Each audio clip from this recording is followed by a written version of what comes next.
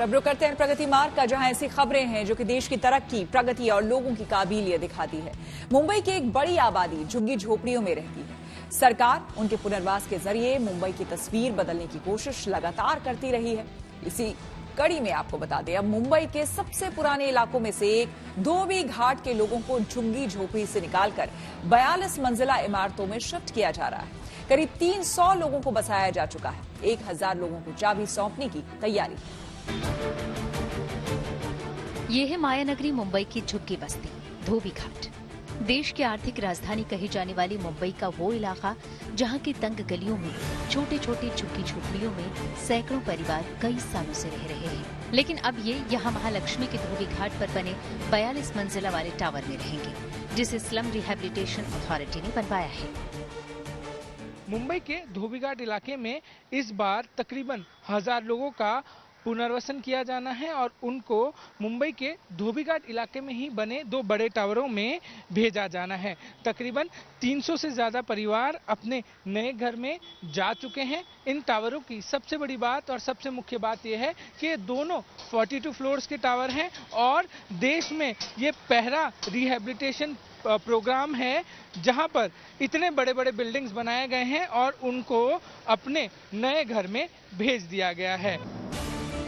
ये इमारत कई मायनों में खास है। इसे दुनिया की सबसे ऊंची पुनर्वास बिल्डिंग बताया जा रहा है। इसमें कल्याण केंद्र और बालवाड़ी जैसी सुविधाएं भी शामिल हैं। इस नई और ऊंची इमारतों से महालक्ष्मी रेस कोर्स और अरब सागर का सुंदर नजारा दिखाई देता है। धोबी घाट बस्ती में रह रहे तकरीबन 1000 लोगों को इसी इमारत में नया आशियाना मिलने जा रहा है। ऐसे में इन चेहरों पर खुशी लाजिमी है। आज तक सब इधर एरिया ऐसा कंजेस्टेड था कि कोई जा नहीं सकते थे, कोई पा नहीं सकते थे। कुछ दुर्घटना घटे तो बाहर निकलने का भी जगह नहीं थी, ऐसे हालत थी। ये हालत होने के बाद फिर ओमकार बिल्डर को लेके हम लोग ने सब मिल के, पॉकेट लीडर ने मिल के ये काम किया और आज खुशी की बात है कि कम से 1000 लोग को हम घर दे रहे हैं। समस्या तो हम लोग ने बचपन से झेली थी सर, लेकिन पिछले अभी 2014 को इनको ओमकार रियलिटी को हम लोग ने प्रोजेक्ट हैंड ओवर किया था। उसके बाद इन्होंने अपने टाइम पीरियड में कंप्लीट करके हम लोग को जो प्रोजेक्ट दिया है बिना दिक्कतों में, तो ये हम लोग के लिए हम लोग का नसीब है अच्छा कि हमारे जीते जी हम लोग इस प्रोजेक्ट के अंदर हमारे गृह प्रवेश कर रहे हैं हमारे घरों में। धोबी घाट पर बने इन 2 टावर में 11 लिफ्ट हैं और इनमें स्लम पुनर्वास प्राधिकरण के नियमों के हिसाब से 4 कल्याण केंद्र, 4 बालवाड़ी और 10 सोसाइटी कार्यालय जैसी सुविधाएं भी दी गई हैं। व्यवसाय करने वालों को ग्राउंड फ्लोर पर जगह दी गई है। मुंबई में धोबी घाट अकेली ऐसी झुग्गी बस्ती नहीं है जहां रह रहे लोगों को नए सिरे से बसाने का काम किया जा रहा है, बल्कि ये प्रक्रिया वर्षों से चल रही है। इसके लिए बाकायदा एक स्लम रिहैबिलिटेशन नाम से अथॉरिटी बनाई गई है जो इनके पुनर्वास का काम करती है। मुंबई में हर साल लाखों लोगों को झुग्गी झोपड़ी से निकालकर SRA यानी स्लम रिहैबिलिटेशन अथॉरिटी द्वारा बनाई गई इमारतों में शिफ्ट किया जाता है। मुंबई में करीब 2400 झुग्गी बस्ती है। 2011 की जनगणना के मुताबिक मुंबई की लगभग 42% आबादी झुग्गियों में रहती है, जिसमें से अकेले 20% लोग माहिम में हैं। मुंबई में एशिया का सबसे बड़ा स्लम भी है, वो है धारावी।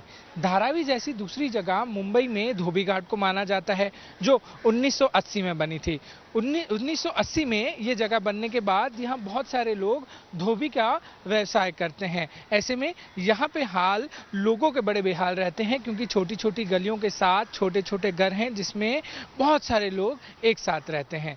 ऐसे में हर साल लोगों को पुनर्विकास किया जाता है और उनको झोपड़पट्टी से SRA स्कीम के तहत बिल्डिंगों में ले जाया जाता है।